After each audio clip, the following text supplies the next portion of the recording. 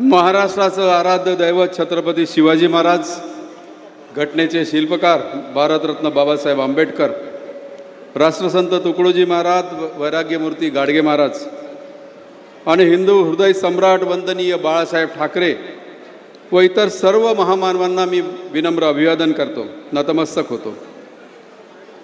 माननीय शिवसेना प्रमुख आदरणीय उद्धव साहेब ठाकरे, युवा नेते आमदार आदित्यजी ठाकरे साहेब, सन्माननीय खासदार संजयजी राऊत साहेब, सन्माननीय खासदार श्री अरविंदजी सावंत साहेब, सन्माननीय खासदार श्री अनिलजी देसाई साहेब, माजी खासदार सन्माननीय विनायकरावजी राऊत साहेब, या ठिकाणी उपस्थित आमचे मित्र तथा सहकारी आमदार सन्माननीय सिद्धार्थजी खरात साहेब, यवतमाळचे संपर्क प्रमुख सन्माननीय राजेंद्रजी गायकवाड साहेब, जिल्हा प्रमुख सन्माननीय प्रवीणजी शिंदे, जिल्हा प्रमुख संजयजी निखाडे, जिल्हा प्रमुख किशोरजी इंगळे, महिला जिल्हा प्रमुख सन्माननीय सागरताई पुरी, व्यासपीठावर सर्व मान्यवर शिवसेनेचे उपस्थित सन्माननीय पदाधिकारी, माझे सन्माननीय शिवसैनिक, सर्वांना जय महाराष्ट्र।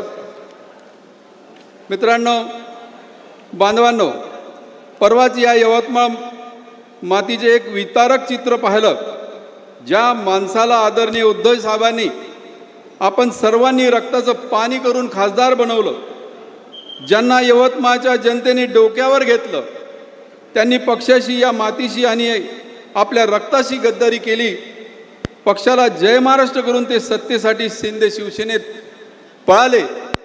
पण मी आजही या मंचावरून त्यांना सांगू इच्छितो की संजय देशमुख साहेब, तुम्ही खासदार झाला उद्धव साहेबांच्या नावामुळे आणि या समोरच्या बसलेल्या प्रामाणिक शिवसैनिकाच्या घामातून पाचोडा उडवून गेला।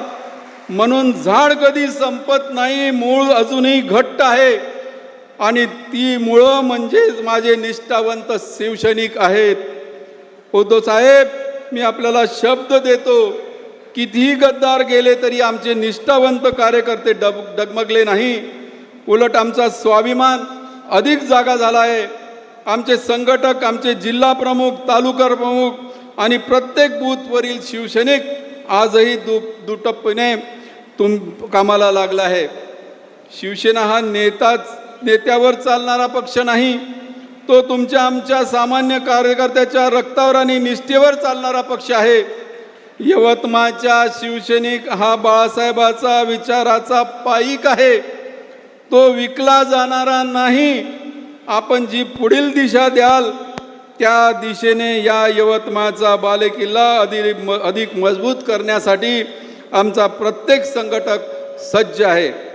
बांधवांनो, आज यवतमाळ जिल्हा हा शेतकऱ्यांचा आत्महत्येचा जिल्हा म्हणून ओळखला जातो। ही या महाराष्ट्राची शोकांतिका आहे। आजचा शेतकरी संकटात आहे। सोयाबीन कपाशीला भाव नाही, निसर्गाच्या लहरीपुणामुळे शेतकरी उद्ध्वस्त झाला आहे। पण यामध्ये सरकारला आणि गद्दारांना शेतकऱ्यांच्या अश्रूची किंमत नाही, त्यांना फक्त स्वतःच्या खुर्च्या आणि खोके वाचवायचे आहे। शेतकऱ्यांचे खरे अश्रू कोणी पुसले असतील तर ते मुख्यमंत्री असताना आदरणीय उद्धव साहेबांनी महात्मा ज्योतिबा फुले शेतकरी कर्जमुक्ती आणून शेतकऱ्याची कर्जमुक्ती कोणी केली असेल तर ती साहेबांनी केली आहे। या संकटाच्या थेट शेतकऱ्यांच्या बांधावर जाऊन मदत देणारे नेता म्हणजे साहेब आहे। आज यवतमाळच्या शेतकरी सुद्धा गद्दारांना ओळखून आहे आणि तो येणाऱ्या काळात मतपेटीतून या गद्दारीचा बदला घेतल्याशिवाय राहणार नाही। साहेब, आज आपल्या दौऱ्याने संपूर्ण यवतमाळ जिल्ह्यात एक नवीन ऊर्जा निर्माण झाली आहे। आज आम्ही सर्वजण या मंचावरून संकल्प करतो, गद्दारांना पाठीस खुपसलेल्या खंजीरचा बदला आम्ही लोकशाही मार्गाने घेऊ। शिवसेना उद्धव बाळासाहेब ठाकरे पक्षाची भूमिका स्पष्ट आहे। आम्ही जनतेच्या न्यायाच्या हक्कासाठी आम्ही लढत राहू। शेतकऱ्यांच्या मालाला योग्य भाव मिळेपर्यंत आमचा संघर्ष थांबणार नाही। यवतमाळच्या तरुणाला हाताला रोजगार मिळेपर्यंत आम्ही शांत बसणार नाही। आणि सर्वात महत्त्वाचे, या महाराष्ट्राची अस्मिता दिल्लीच्या चरणी गहाण ठेवणाऱ्या गद्दारांना सत्तेतून खाली खेचल्याशिवाय आम्ही स्वस्थ बसणार नाही। शेवटी एवढंच म्हणेल, झाड बदललं तरी मूळ बदलणार नाही नसतात।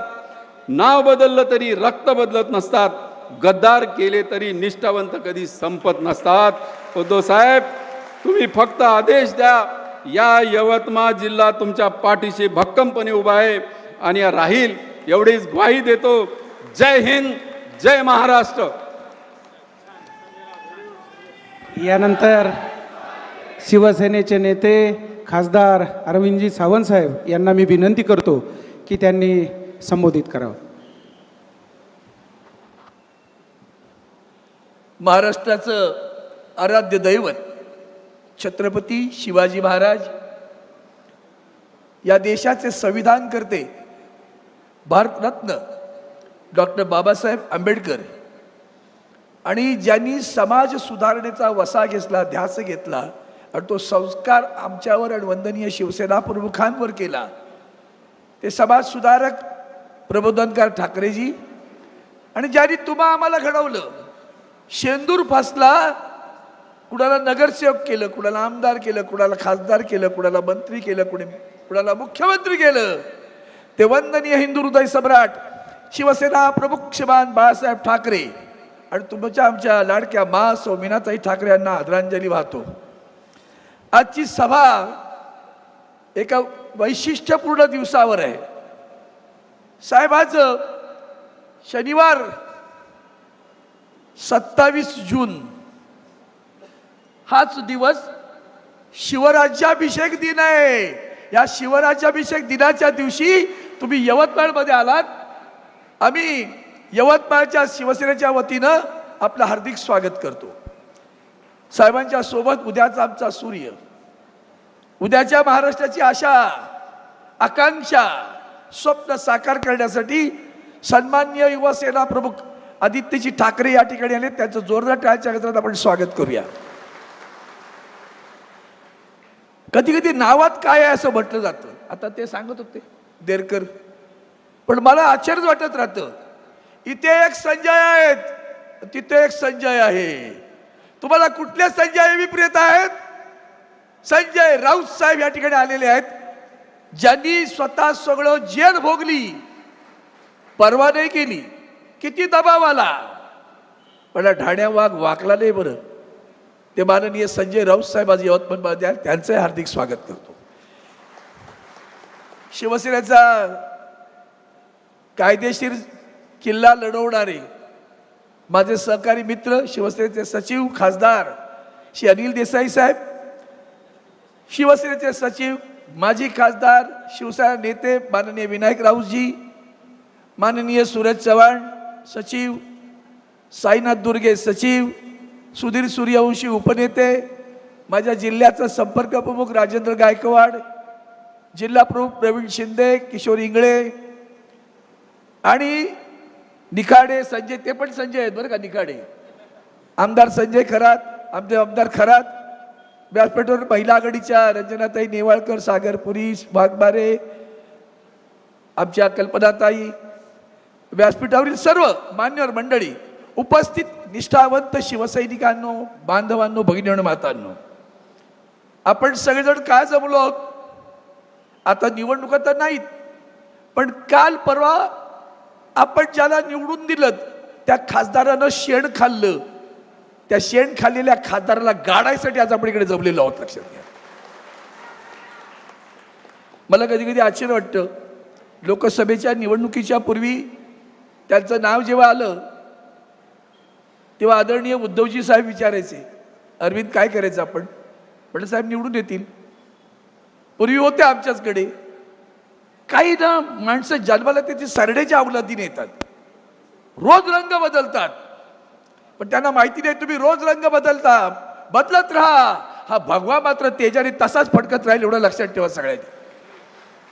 इतकं सोपं नाहीये, आपण दिली त्याला उमेदवारी। साहेब स्वतः आपण आलात, सभा घेतल्या, यवतमाळमध्ये झंझावात निर्माण केलात, सगळ्यांना वाटायला लागलं बस आता मात्र आपला विजय झाला, भगवा फडकला, आणि परवा त्यांनी शेण खाल्लं। मला आश्चर्य वाटतं, माणसं खोटी किती बोलू शकतात। तुम्हाला सर्वांना सांगतो, शिवसेना आमची आई आहे बरं का,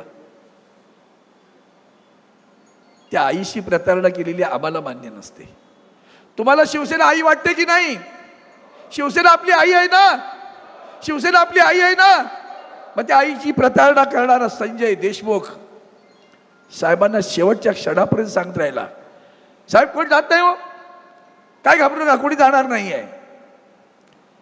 पण ही दळपत्री माणसं, आपला इतिहासच असा आहे. खरं तर छत्रपती शिवरायांना सुद्धा स्वकीयांबद्दल बरोबर अधिक लढाया कराव्या लागल्या. छत्रपती संभाजी राजांना सुद्धा पकडून देणारा आपलाच गद्दार होता. फक्त यवतमाळकरच्या शिवसैनिकांनी लक्षात घेतलं पाहिजे की ही वेळ अशी आहे की अफजल खानाचा वध आपणच केलाय. हे तर शेळपट आहे, ती झाडाच्या फांद्या आहेत, ते मूळ तिकडं आहे, ते दिल्लीत बसले. बरं, त्याला आव्हान देणारे छत्रपती शिवाजी महाराज होते. आणि आजच्या काळात त्याच दिल्लीश्वरांना आवाज देणारे कोणी ह्या देशात असतील तर ते उद्धवजी ठाकरे साहेब आहेत. लक्षात घ्या. हिंमत होत नाही कोणाची. तुम्हाला काय वाटतं, दबाव येत नाही? संजय राऊत साहेबांचं उदाहरण आत्ताच दिलं ना. काय आमच्या आदित्यजी ठाकरेंच्या बद्दल केलं होतं? कुठल्या खालच्या पातळीवर जाऊन एक उभारणारा एक युवा नेता, त्याचं चारित्र्य हनन करायचं, त्याला खच्चीकरण करायचं. कशासाठी? आटापिटा फक्त सत्तेसाठी. भारतीय जनता पार्टी याचं मूळ आहे. मला जुन्या खूप आठवणी येतात, पण आज उद्धवजी ठाकरे साहेब आहेत. पण विसरू नका बरं साहेब, तुमच्या समोर सांगतो, आज देशात जर कोणी कपटी पार्टी असेल ना, कपट कारस्थान करणारी, तर ती भारतीय जनता पार्टी आहे. आणि कृतज्ञ कोण असतील तर त्या भारतीय जनता पार्टीत आहेत. एक किस्सा फक्त सांगतो मुद्दाम. हे आताचे पंतप्रधान, त्यांना कोण विचारत नव्हतं त्यांच्या पक्षात, उपोषणाला बसले होते एकदा. तेव्हा उद्धवजी साहेबांना मोठ्या साहेबांनी बोलवलं. अरे म्हणाले, तो बघ रे, त्या नर्मदेसाठी उपोषणाला बसले, जाऊन भेटून ये. आदरणीय उद्धवजी साहेब गेले. तेव्हा मोदी तुम्ही कोणी नव्हता बरं, तुमचा पक्ष सुद्धा तुमच्याकडे पाहत नव्हता. तेव्हा उद्धवजी ठाकरे साहेबांनी तुम्हाला आधार दिला, शिवसेनेला आधार दिला. या महाराष्ट्रामध्ये भारतीय जनता पार्टीचं कार्यालय तुमच्या यवतमाळमध्ये होतं का रे? होतं का? भारतीय जनता पार्टीचं कार्यालय होतं का 40 वर्षापूर्वी? वंदनीय हिंदू हृदय सम्राट शिवसेना प्रमुखांनी हिंदुत्वाच्या भूमिका घेऊन यांना हात दिला. साहेबांचं एकच वाक्य होतं, मी महाराष्ट्र पाहतो, तुम्ही राष्ट्र पहा. त्या महाराष्ट्र पाहतो म्हणणाऱ्या त्या तंबूत सुद्धा हा उंड घुसला. तुम्ही एक लक्षात ठेवा, ते जे काय रामायणातलं श्रीराम वरे जे आहे ना, त्याला मात्र भुलू नका बरं. उस डोंगा पर रस नाही डोंगा, काय भुललासी वरलिया रंगा. लाडक्या बहिणींनो खास सांगतो, उस डोंगा पर रस नाही डोंगा, काय भुललासी वरलिया रंगा. वरच्या रंगाला भुलू नका, वरच्या आमिषांना भिडू नका. कधी बहीण बनतील आणि पैसेही काढून घेतील. तुमची मतं विकत घेणारी माणसं आहेत. आज साहेबांना फक्त एकच वचन आपण द्यायचं आहे. साहेब, यवतमाळच्या जिल्ह्याच्या वतीनं आम्ही सारे हे जमलेले निष्ठावंत शिवसैनिक आपण वचनबद्ध व्हायचंय. साहेब, उतरणार नाही, मातणार नाही, भगवा पडकविल्याशिवाय स्वस्थ बसणार नाही, हे आपला ब्रीद असलं पाहिजे. आणि त्यासाठी आपण सगळेजण जमलेलो आहोत. ही माणसं विकली जातात तेव्हा केवढ्या वेदना होत असतील. किती तुम्ही विचार केला का कधी? साहेबांना किती वेदना होत असतील. बीज लावायचं, पाणी घालायचं, झाडाला फुलवायचं, फुलं आली, फळं आली, तो वृक्ष पाहायचा, आणि हा सगळा डवरलेला वृक्ष सहज पटकन पानगळ होती तसा निघून जायचा. म्हणून तुम्हाला सर्वांना आज आवाहन करतोय, आपण जमलोय ना, तर हा मेळावा निष्ठावंतांचा आहे, विष्ठावंतांचा नाही. या मेळाव्यामध्ये आपण शपथ घेऊया. साहेब, तुम्ही आलात, संजय देशमुखला तर गाडूच, ते 2 संजय आहेत बरं. या जिल्ह्याला काळीमा पासणारे 2 संजय आहेत ना? 2 संजय आहेत की नाही जिल्ह्यात? काळीमा पासतात की नाही? भ्रष्टाचारी, व्यभिचारी, अनाचारी, दुराचारी सगळे तिकडे बसलेले आहेत. आणि यांना गाडायचं असेल तर आज आपण शपथबद्ध उद्या, कारण आज शिवराज्याभिषेक दिन आहे, भगवा फडकवायचा. या भावनेने आपण आलात, तुमचं मनापासून स्वागत करतो. पत्रकारांनी लक्षात घ्या, खासदार गेला म्हणून कुणी गेलं नाही बरं का. तो तिकडे कुठेही गेला असेल, पण यवतमाळचा शिवसैनिक आजही आदरणीय उद्धवजींच्या नेतृत्वावर विश्वास ठेवून कटिबद्ध झालेला आहे. त्यांनी शपथ घेतली आहे, साहेब आम्ही तुम्हाला शपथ देतो, तुम्ही जो विश्वास आमच्यावर टाकलाय ना, तो विश्वासघात आम्ही कधीही करणार नाही. आणि तुमच्या मनातलं नव्हे, यवतमाळकरांच्या मनातलं नव्हे, यवतमाळकरांनी सुद्धा लक्षात घ्या, मतदान करणाऱ्या मतदारांनी सुद्धा लक्षात घ्या. तुम्ही मतदान मशालीला केलं, तुम्ही मतदान शिवसेनेला केलं, तुम्ही मतदान आदरणीय उद्धवजी ठाकरे साहेब यांच्यावर विश्वास ठेवून केलं. त्या मतदारांच्या पाठीत सुद्धा सुरा खुपसला गेला आहे. त्या मतदार आणि शिवसैनिक सगळ्यांनी जागरूक राहा. त्यांची निवडणूक सुरूच झाली आहे, आपलीही आता सुरू झाली. आता किती वार करा, आम्ही पलटवार करू आणि भगवा फडकवू अशी शपथ घेतो आणि आपली रजा घेतो. जय हिंद, जय हिंद, जय हिंद, जय हिंद. धन्यवाद साहेब. फक्त नाही, स्वागत कोणाचंच नाही साहेब, फक्त संजय राऊत साहेबांसाठी आमच्या 2 ओळी आहेत की साहेब, आम्ही प्रभू श्रीरामाच्या आणि हनुमानजीच्या निष्ठेच्या आणि श्रद्धेची आमची आजी आजोबाकडून ऐकत आलो. छत्रपती शिवाजी महाराजांप्रती बाजीप्रभू असतील, तानाजी मालुसरे असतील, यांची श्रद्धा आणि निष्ठा आम्ही ऐकत आलो आणि प्रत्यक्षात आम्ही अनुभवत आहोत संजय राऊत साहेबांच्या रूपानं की तुमच्या प्रती श्रद्धा आणि निष्ठा आहे. आणि ही तुमची आमची सर्वांची निष्ठा आणि या निष्ठेचे प्रतिनिधी म्हणून आदरणीय खासदार संजय राऊत साहेब. साहेब 1 मिनिट फक्त, या सर्वांच्या एकच फक्त तुमच्या सर्वांच्या निष्ठेचं मी फक्त संजय राऊत साहेबांच्या तुमच्या सर्वांच्या वतीनं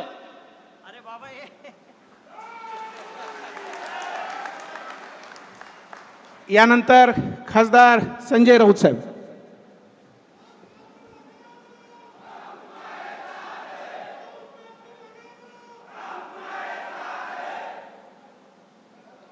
आम्ही शिवसेनेबरोबर निष्ठेने राहतो म्हणजे उपकार करत नाही. हिंदू हृदय सम्राट बाळासाहेब ठाकरेंनी आम्हाला एवढं दिलेलं आहे या महाराष्ट्राला, आम्हाला सगळ्यांना. आणि माझ्यासारखे लाखो निष्ठावंत शिवसैनिक आहेत. म्हणून ही शिवसेना, म्हणून ही शिवसेना अनेक संकटामध्ये, वादळामध्ये उभी आहे. आणि एक सांगतो, कृषी उत्पन्न बाजार समितीमध्ये ही सभा सुरू आहे. इथे शेतकऱ्यांचा माल येतो, विकला जातो, त्याला काय फार भाव मिळत नाही. पण 15 दिवसापूर्वी इथे एक माल आला आणि 50 कोटीला विकला गेला. तुमचा खासदार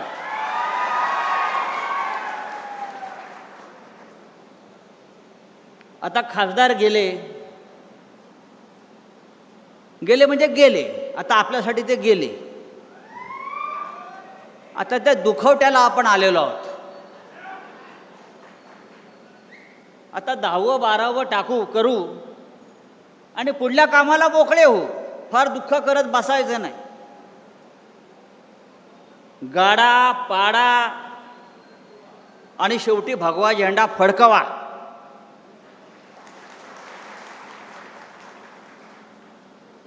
$50 कोटी भाव झाला त्याचा. 50 कोटी. खरं म्हणजे या बाजारात त्याला कोणी 500 रुपयाला घेतलं नसतं. तो शिवसेनेमध्ये आला, त्याला माननीय उद्धव साहेबांनी खासदार केला, त्याच्या खांद्यावर भगवी शाल टाकली आणि म्हणून त्याची किंमत 50 कोटी झाली. उद्याच्या निवडणुकीत 5 रुपये पण त्याची किंमत राहणार नाही. अशा पद्धतीनं ही निवडणूक होणार आहे. मला आश्चर्य वाटतं, उद्धव साहेब विकास निधीसाठी गेले. विकास निधी, मला माझ्या मतदारसंघाचा विकास करायचा आहे. अरे कसला विकास करणार तुम्ही? 12 वर्षामध्ये नरेंद्र मोदी या देशाचा विकास करू शकला नाही. त्या नरेंद्र मोदींच्या वाराणसीमध्ये जाऊन बघा, रस्ते नाहीत, पाणी नाहीत, पूल नाहीत. ज्या मोदीचे बूट चाटायला आपण गेला तो देशाचा विकास करू शकला नाही. तुम्ही काय विकास करणार आहात? आणि कोणाकडे गेले? तर ज्याने राम मंदिराची लूट केली, राम मंदिराच्या दान पेटीतले 2000 कोटी रुपये ज्या मोदीच्या लोकांनी चोरले, त्या मोदींचे बूट चाटायला हे गेले.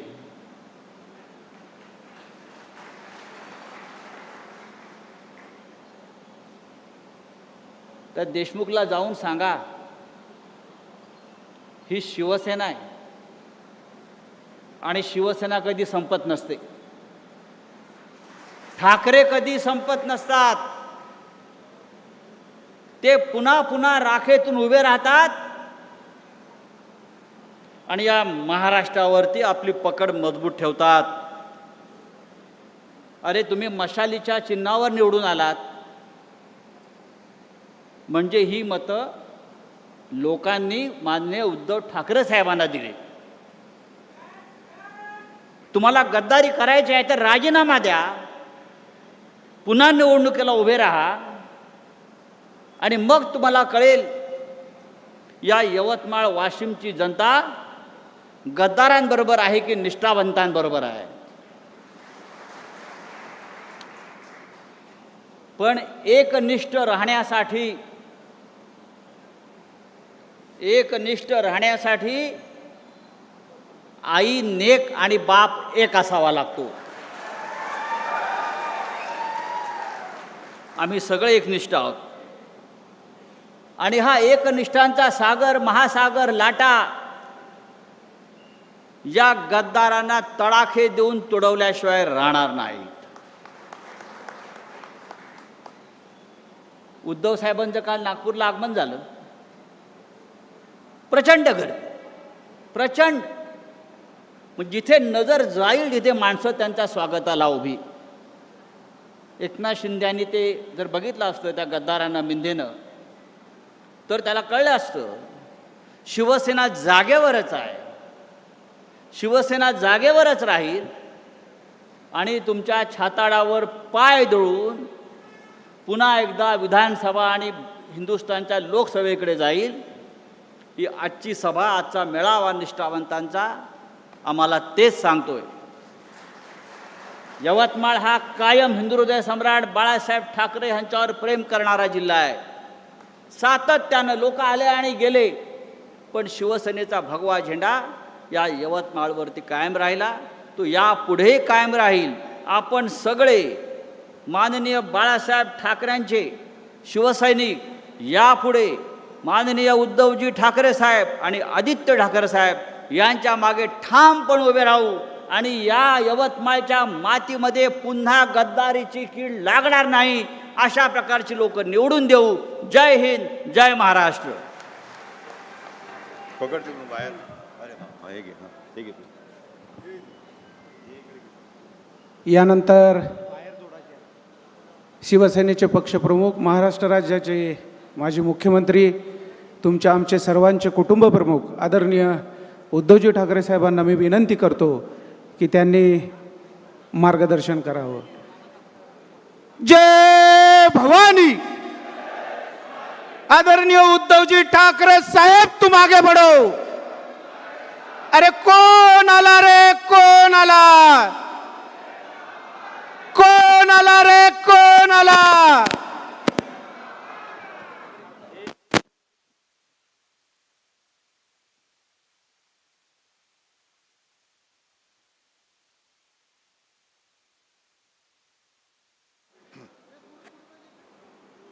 थोडं पुढे घ्यायचंय. हा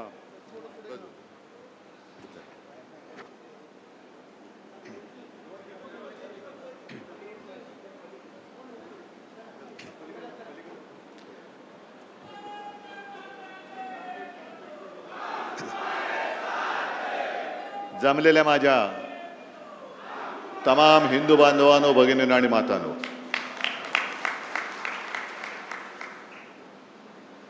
पावसाळ्याची नुकती सुरुवात होते. पावसाळा लांबला होता आणि आपण सगळे ग्रामीण भागातले आहात. अनेक जण इकडे शेतकरी असतील, आहेत का रे? तुम्हाला सगळ्यांना धन्यवाद देतो, कारण तुम्ही तुमची शेतातली कामं सोडून इथे आलात आणि पावसाळ्याची आपण वाटच बघत असतो.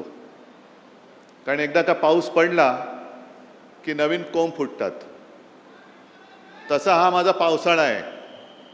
सगळ्या कार्यकर्त्यांचा प्रेम हा माझा पावसाळा आहे. अनेक जण सडलेली पानं गेली तरी परत पाऊस पडतो आणि नवीन कोंब उगवतात. आणि ते नवीन कोंब उगवणारे तुम्ही कट्टर निष्ठावान शिवसेना प्रमुखांचे जीवाला जीव देणारे शिवसैनिक आहात. तसं पाहिलं तर आता शांत आहे. जरा कॅमेरामन जरा खाली बसला तर बरं. कॅमेरे सेट करा आणि प्लीज खाली बसा.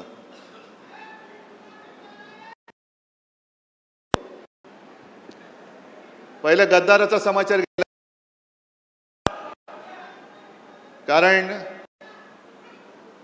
कारण हे गद्दार काही वेळेला माझी चूक होते आणि म्हणून पहिला प्रथम माझं कर्तव्य आहे की माझ्या सांगण्यावरून जे तुम्हाला मी एक बुजगावणं दिलं होतं त्याला अक्षरशः रक्ताचं पाणी करून समोरून पावसाचा धबधबा पडत होता तरी देखील कशाची तमा न बाळगता तुम्ही निवडून दिलात. त्याच्याबद्दल मी तुमच्या सगळ्यांची तर माफी मागतोच, पण तमाम या यवतमाळ आणि वाशिम लोकसभा मतदारसंघातील मतदारांची माफी मागतो की तुम्ही केवळ आणि केवळ शिवसेना प्रमुखांचा चेहरा आणि माझा शब्द या भरोश्यावरती या गद्दाराला निवडून दिला होतात. पण आपण त्याला मतदान करताना बोटाला काळी शाई लावलीच, पण त्यांनी गद्दारी करून आपल्या विश्वासाला काळं फासलेलं आहे आणि याचा जाब विचारण्याचा अधिकार तुम्हाला आहे. जाब विचारला पाहिजे. शेवटी गद्दारांच्या कळपात गेला.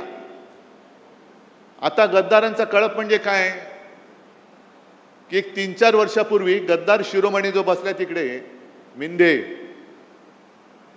त्यांनी 40 आमदार फोडले आणि या विदर्भामध्ये जेव्हा बैल पोळा होता तेव्हा त्या बैलांवरती लिहिलं होतं 50 खोके एकदम ओके.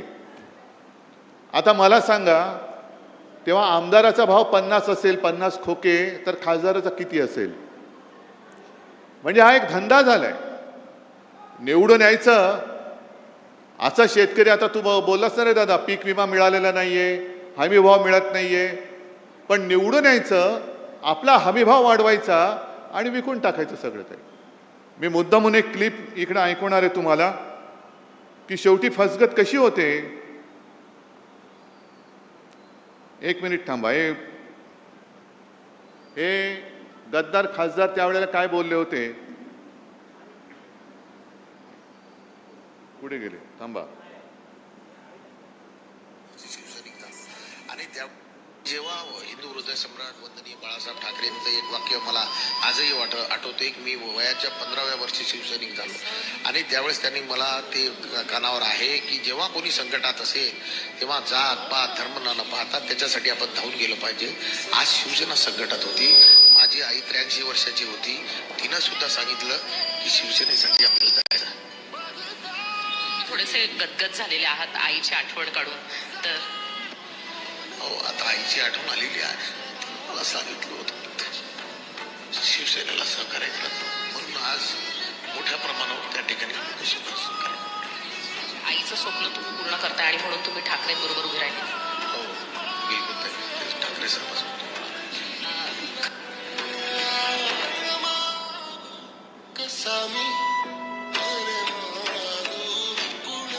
हे ऐकायला आलं का तुम्हाला?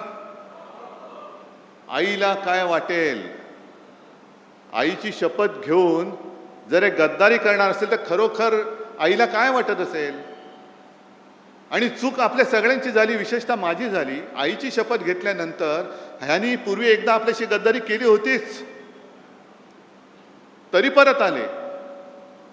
आणि परत आल्यानंतर तुम्ही आता या टेपमध्ये ऐकलं असेल की जेव्हा कोणी संकटात, अरे एवढे शिवसैनिक असताना शिवसेनेवरती संकट येऊच शकत नाही, तुझी काळजी कर, माझी करू नकोस, माझी करू नकोस. आजपर्यंत एकदा झालं ना, शिवसेना संपली, पक्ष चोरला, चिन्ह चोरला, तरी ठाकरे उभा आहे.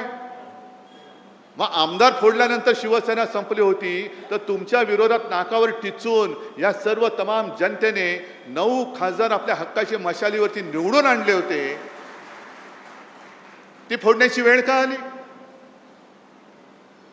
त्यावेळेला आपल्याला चिडवलं जात होतं, तुमचे 18 खासदार मोदींच्या चेहऱ्यावर निवडून आले, मोदींच्या चेहऱ्यावर निवडून आले.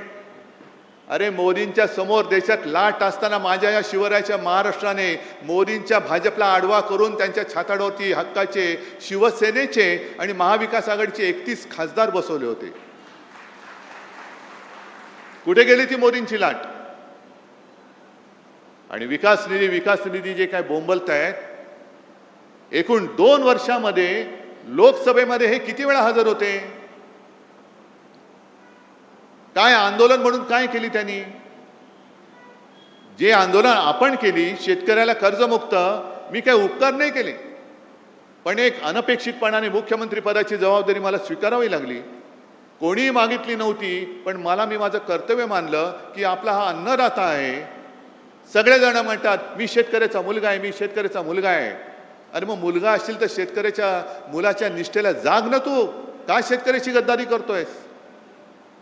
पण कोणी न मागता मी माझं कर्तव्य म्हणून जे काय करता येणं शक्य होतं, 2 लाखापर्यंतची पीक कर्जाची जी काय एक रक्कम होती ती त्यातनं मी मुक्त केलं होतं. शेतकऱ्याला मिळाली होती की नव्हती एवढं मला सांगा.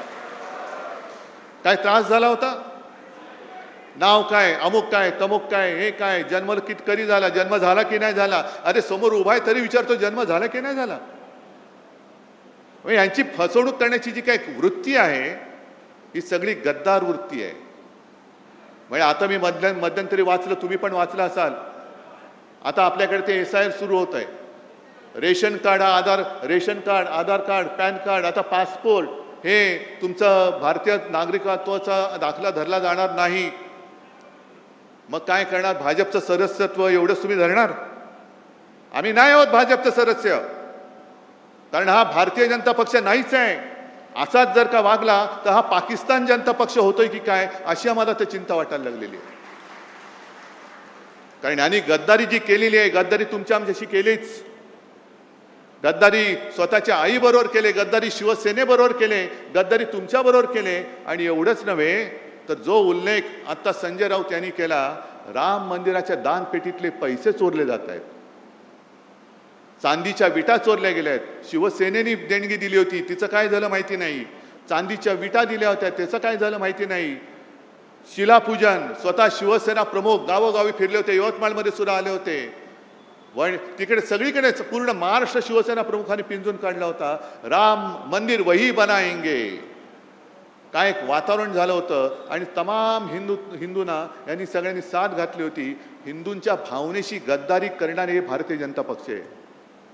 आज हा हिंदुत्वाचा अपमान आहे. ही गद्दारी शिवसेनेशी नाही, गद्दारी हिंदुत्वाशी केलेली आहे, गद्दारी या देशातल्या हिंदूंशी केलेली आहे.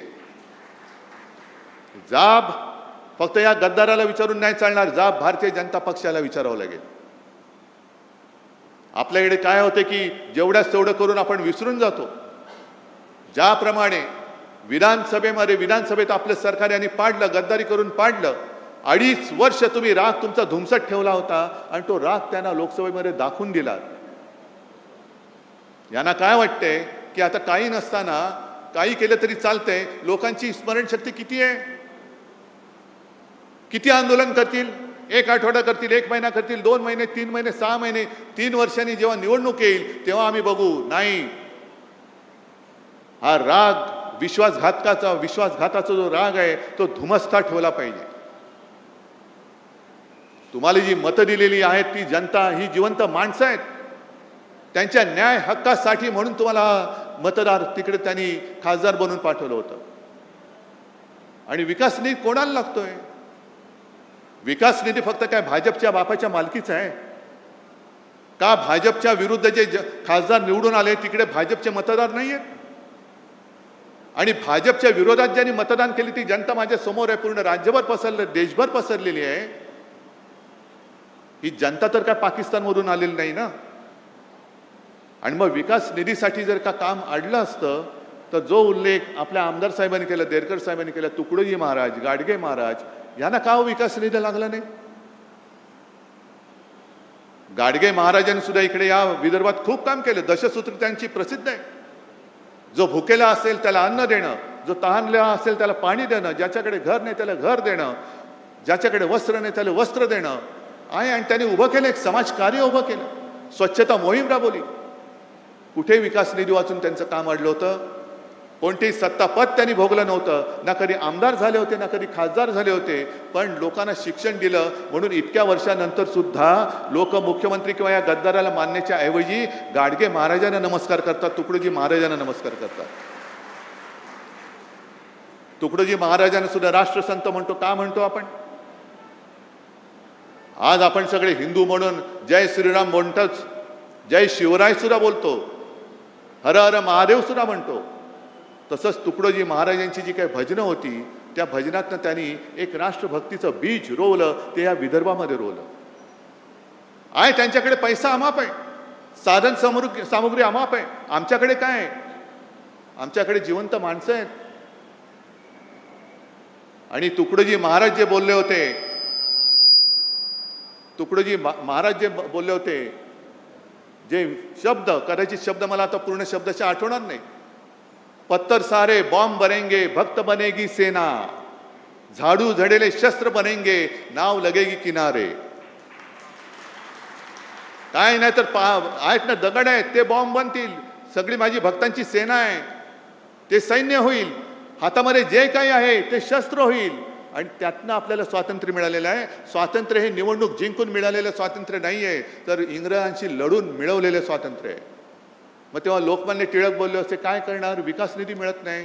महात्मा गांधी बोलले असते, विकास निधी मिळत नाही. कशाला? आज जे तिकडे बसलेत फोडाफोडी करणारे, त्यांनाच मी विचारतोय.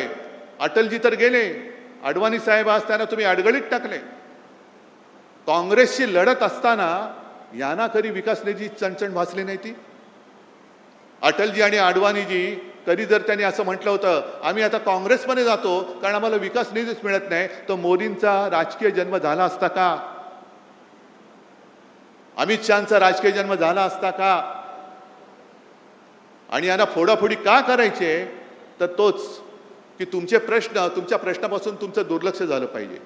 पीक विमा नाही मिळाला तरी चालतंय, तुम्हाला दुसरं काहीतरी दिलं का तुम्ही त्याच्या मागे लागता. शेतकऱ्याला हमी भाव नाही मिळाला तरी चालतंय, त्याला दुसरं काहीतरी दिलं का तो त्याच्या मागे लागतो. त्याचं आयुष्य हे नेहमी संकटातच राहिलं पाहिजे. तो जोपर्यंत संकटात आहे तोपर्यंत तो माझ्या दारात उभा राहणार. ही परिस्थिती आता बदलायला पाहिजे. हा गद्दार जिथे सापडेल तिकडे तुम्ही त्याला जा विचारलं पाहिजेस, मी तुला निवडून आणलेस का, तू माझ्याशी गद्दारी केलीस? मी माझ्या रक्ताचं पाणी केले, मी माझं रक्त आटवलेलं आहे. समोरनं पैसे, अरे आत्ता तुला मिळतायत, त्यावेळेला मला सुद्धा जर पैसे मिळाले असते तर मी सुद्धा तुला पाडू शकलो असतो.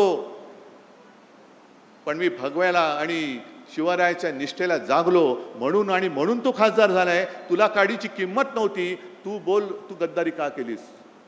पुढचे 3 वर्ष हा कार्यक्रम तुम्हाला करावा लागेल. आहे हिंमत तुमच्यामध्ये? कारण मी मुद्दामून आलोय. जसं त्यांनी मला सांगितलं, काय झालं 2 आठवड्यापूर्वी एक खासदारांची बैठक घेतली, तेव्हा हे महाशय मला म्हणाले, साहेब घरी सोयरीक जुळवायचे, पाहुणे येणार आहेत, मी व्हिडिओवरनं आलो तर चालेल का? आता घरचं कार्य, शुभ कार्य म्हटल्यानंतर मी नाही बोलू शकतो. आता मला काय माहित, मुलीची सोयरीक जुळवताना ह्यांची सोयरीक तिकडे जुळवतील. ह्यांच्या हे पाहुण्यांकडे चालले होते का पाहुणे यांच्याकडे येत होते? सोयरीक ह्यांची जुळत होती, पण सांगितलं मुलीची सोयरीक जुळवतोय. मग मी रात्री फोन केला, म्हटलं काय जुळलं का? हो जुळलं की म्हणे.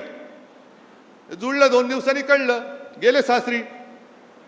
आता नांदा तिकडे गद्दारांच्या कळपामध्ये नांदा, गद्दारांच्या लांडग्या म्हणजे त्या कळपामध्ये नांदा. इकडे वाघाचं जीवन जगत होता, तिकडे गाढवाचं जीवन जगा.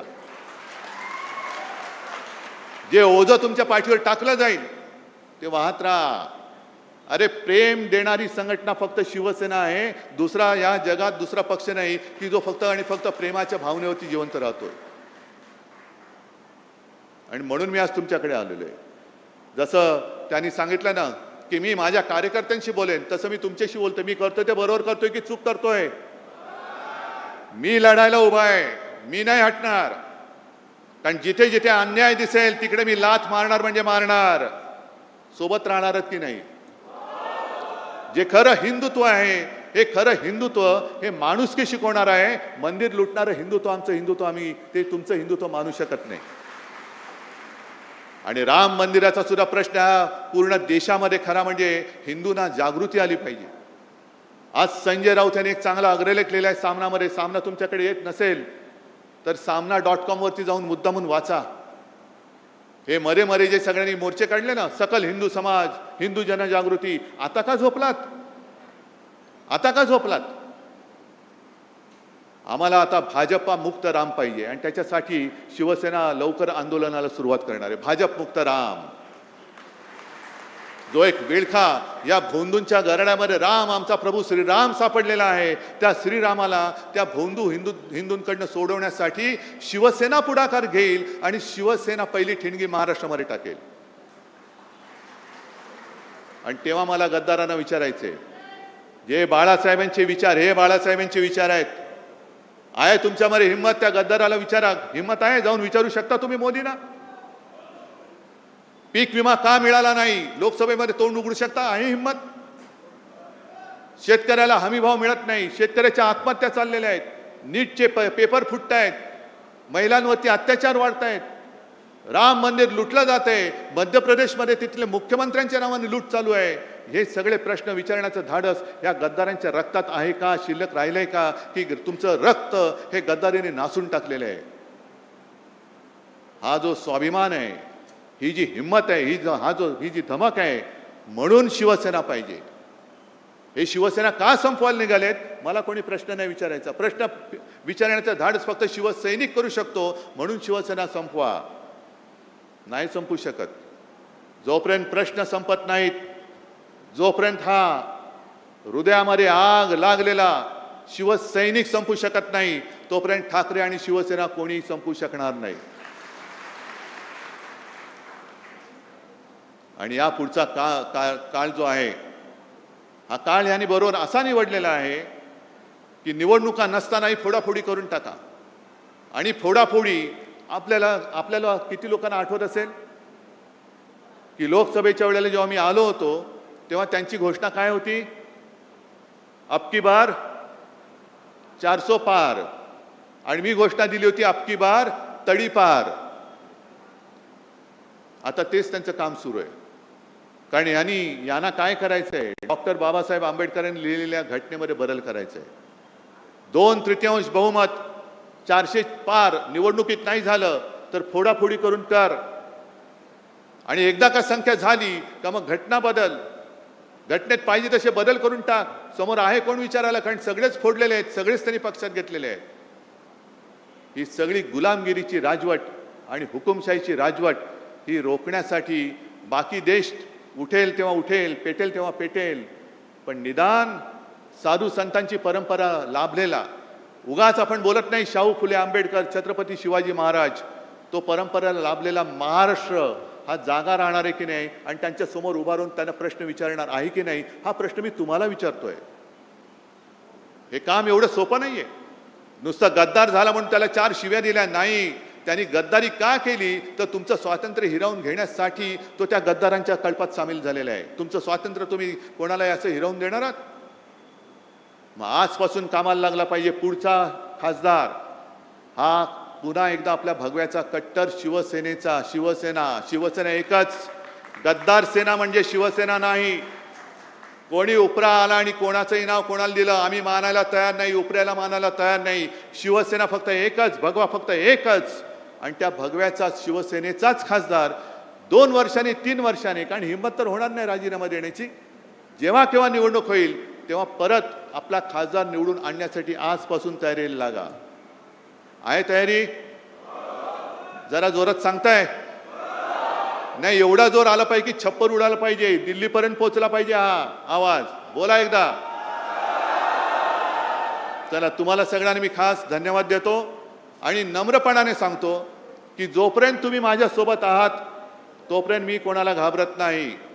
जोपर्यंत तुम्ही माझ्यासोबत आहात तोपर्यंत कोणी किती प्रयत्न केले तरी ठाकरे काय शिवसेना ही कोणी संपू शकणार नाही. आणि तो विश्वास माझ्यात आहे आणि त्या विश्वासाच्या जोरावर या अन्यायाला तोडून फोडून टाकल्याशिवाय मी राहणार नाही. एवढं एक वचन मी आपल्याला देतो आणि आपली रजा घेतो. जय हिंद, जय महाराष्ट्र.